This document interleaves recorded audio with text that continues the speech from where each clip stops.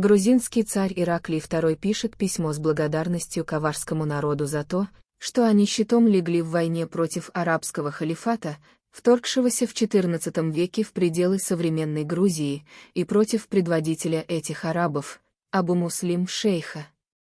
Часть авар, которая жила по ту сторону главного Кавказского хребта, будучи еще тогда большей частью православными христианами, были почти полностью истреблены арабами в этом сопротивлении. Ведь именно они не пустили этих арабов дальше в Грузию, и именно поэтому в Грузии сохранилось христианство. Это, конечно же, была роковая ошибка тех авар, которые жили тогда на территории современной Кахетии, и их поселения компактно располагались вдоль рек Юари и Алазань.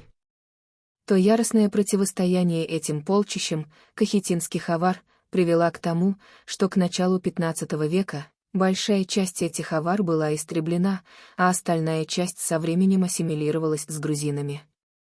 Тогда как другие народы, находившиеся на пути следования арабских войск, такие как лезгины, лакцы, принимали ислам почти сразу без сопротивления.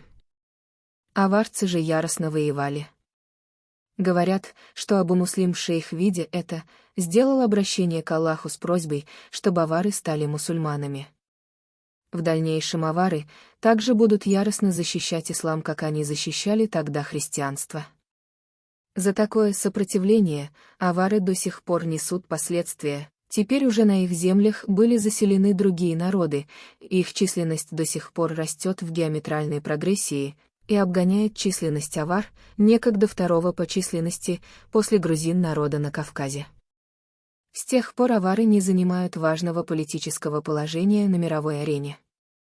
Исключение составляет только время правления Умма-хана Великого, который имел армию в 20 тысяч человек и мог решать любые политические и экономические вопросы на всем Кавказе. Он не был также в подчинении Османской империи. А теперешнее положение авар вообще плачевное. Никто не может решить даже свои личные проблемы и находится под игом народов, которых раньше вообще не было в Дагестане, или даже если и были, то жили на окраинах и имели статус беженцев, проживая временно на отведенных им аварами местах, при этом уплачивая им дань. Впрочем, со временем эти некогда аварские земли были успешно освоены этими чужеземцами, и всякие подати сброшены.